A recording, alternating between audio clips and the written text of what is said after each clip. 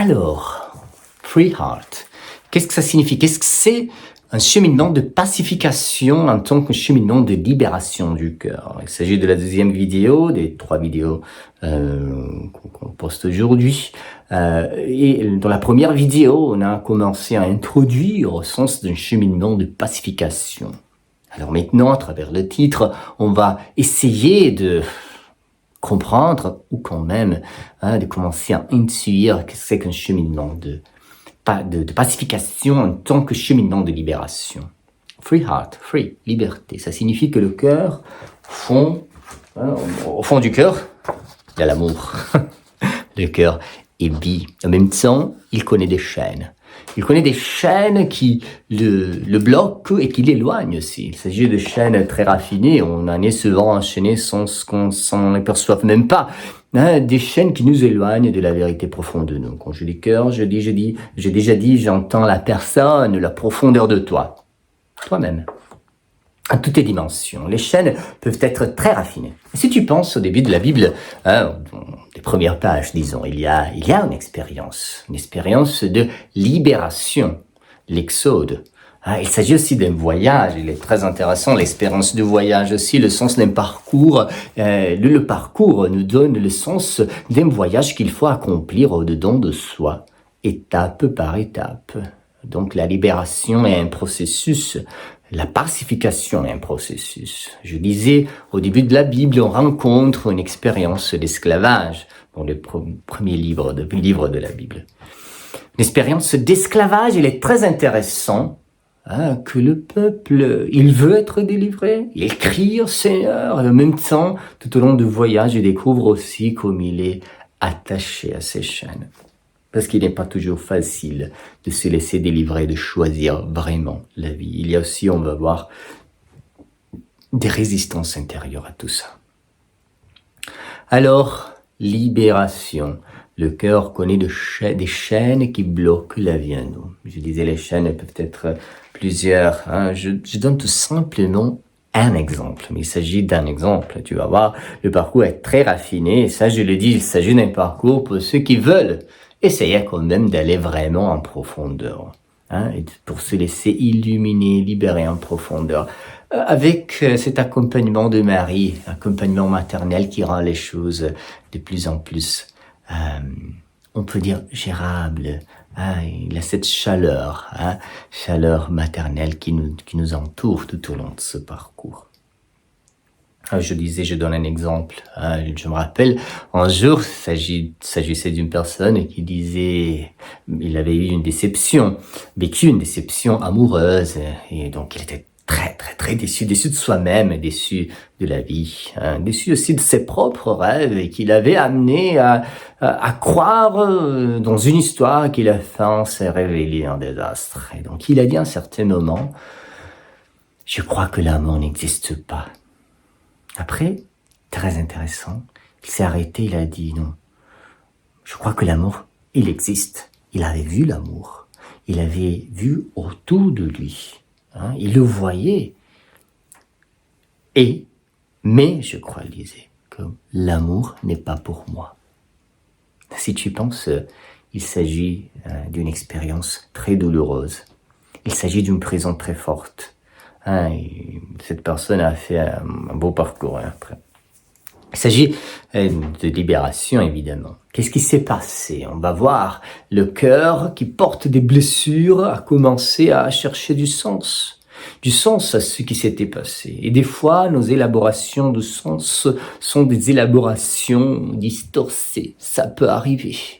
En déception amoureuse, je commence à élaborer. On ne peut pas ne pas chercher du sens. Même comme tu dis, ça n'a pas de sens. Tu es en train de donner une attribution de sens. Alors, dans ce parcours d'élaboration, il a commencé à regarder la vie. Et disons, au début, l'amour n'existe pas. Il ne s'agit que d'illusions. Après, l'amour existe. C'est pas pour moi. Il s'agit d'une conviction envers soi-même. Je le dirais avec tendresse. En même temps, il s'agit d'une conviction errée, du mensonge. Alors, ça c'est un exemple, un esclavage. Quand on a des convictions distorsiées, il y aura des modules qui nous accompagneront à découvrir qu'est-ce que sait que ces distorsions, ces convictions distorsiées, de quoi il s'agit quand on parle de ça? Des convictions distorsiées, nous on regarde la vie d'une certaine manière, alors on agit conformément à ce que l'on croit. On agit conformément à ce que l'on croit. Et si je crois que l'amour n'est pas pour moi, je ne vais pas essayer de me rouvrir à l'amour, de faire un parcours de guérison intérieure pour bien élaborer ma blessure. Dans nos communautés, on offre ces parcours. Et en général, on offre des parcours très profonds de connaissance de soi dans la lumière de l'amour de Dieu. Alors, le cœur connaît des blessures qui peuvent devenir des prisons. Et je donne un exemple. Des convictions distorsiées. Souvent, on porte des convictions distorsiées, on n'en est même pas conscient. Il peut s'agir de convictions, je répète, tragiques ou de convictions très subtiles. Par exemple, oui, j'ai des talents, mais pas vraiment les talents que j'ai. Oui, je peux construire quelque chose de beau, mais vraiment, je ne peux pas vraiment répondre à une vraie vocation. Là, tu comprends. Le cœur connaît des prisons.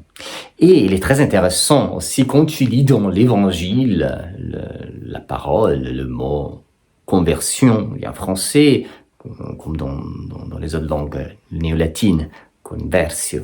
Le mot grec est plus profond, on peut dire, métanoïa. Il y a une résonance là-dedans du nous. La conversion est avant tout une libération de la manière dont on voit la vie. Comme dit l'évangile de Jean, la lumière resplendit dans les ténèbres. La lumière, Dieu veut illuminer ton cœur, ta vie, ta mentalité. Il veut que tu puisses être libéré de convictions distorsiées que tu portes dedans de toi et qui te limite, te bloque, t'emprisonne. Après, on parle de heart, cœur, on a dit la profondeur, il s'agit d'un cheminement intérieur, c'est de là que l'on part. Et quand je dis intérieur, je dis toute la personne, et même la corporéité, on va découvrir là-dedans. Ça sera magnifique si tu veux vraiment expérimenter ça. Et après, on parle de art. Pourquoi art? Et j'ai déjà parlé dans la première vidéo. Bon, il y a beaucoup d'aspects de l'art, mais pense-y. Je pense maintenant, tandis que je te parle à Michel-Ange, par exemple. Alors, qui a cette capacité on peut dire, d'extraire de la pierre la vie qui est là-dedans. Alors, pour qu'on puisse concevoir une art et la réaliser. Il y a deux aspects, je crois, qui sont très importants. Un premier aspect, il faut connaître quelque chose, il faut connaître un peu la pierre, il faut connaître, on peut dire, les bases, par exemple, d'un art comme la sculpture. En même temps, ça ne suffit pas. Il y a l'artiste, il naît vraiment quand il intériorise tout ça, et après il commence à exprimer tout ça d'une manière unique, créative, selon cette capacité, cette tonalité unique que la personne porte dedans de soi. Et ce parcours conçu comme ça, tu vas recevoir des instruments très raffinés. Il y a derrière, comme je disais, beaucoup d'expérience et beaucoup d'études, de réflexion et d'expérience, de réflexion sur l'expérience et beaucoup de prières. Par de ce désir vraiment de répondre à cet appel de Marie, paix, pour que cet appel puisse devenir des parcours que les gens puissent vraiment parcourir. Alors je disais que tu vas recevoir des instruments très raffinés, très raffinés de connaissances, aussi d'expérience, des exercices, on peut dire, de guérison intérieure, de pacification et de croissance aussi. Parce que comme je disais, il n'y a pas seulement de moins à zéro. Il y a aussi le parcours de croissance. Le parcours est aussi le parcours d'une vie qui va être de plus en plus libérée. Donc ce parcours s'adresse à tout le monde. À ceux qui perçoivent peut-être des blessures profondes, à ceux qui ne le perçoivent pas et veulent grandir. On va découvrir qu'il y a quelque chose là-dedans. En tout cas, on a quelque chose qu'on peut guérir toujours. Mais ce que je veux dire, c'est un parcours aussi de développement personnel dans l'amour de Dieu. À la lumière de qui? Qu'est-ce qui va nous accompagner? Sa parole. Alors je dis, si tu vas recevoir des instruments très raffinés tout au long de ce parcours que tu pourras après élaborer pour que tu puisses vraiment, dans ton dialogue profond avec Dieu, dans un bon accompagnement spirituel, tu puisses vraiment parcourir ta voie de pacification. L'art de la paix. Ce n'est qu'un trailer.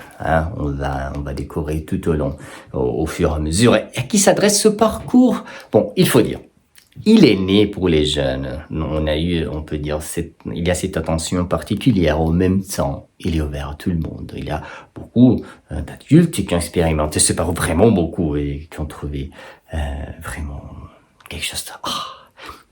Il y a aussi beaucoup de jeunes qui l'ont expérimenté. Donc, on va parler vraiment à tout le monde et il y aura aussi des attentions particulières tout au long du parcours par rapport aussi aux différentes étapes de vie. Alors maintenant, il ne reste que l'autre question. Mais qu'est-ce que je fais pour y participer? 3e vidéo.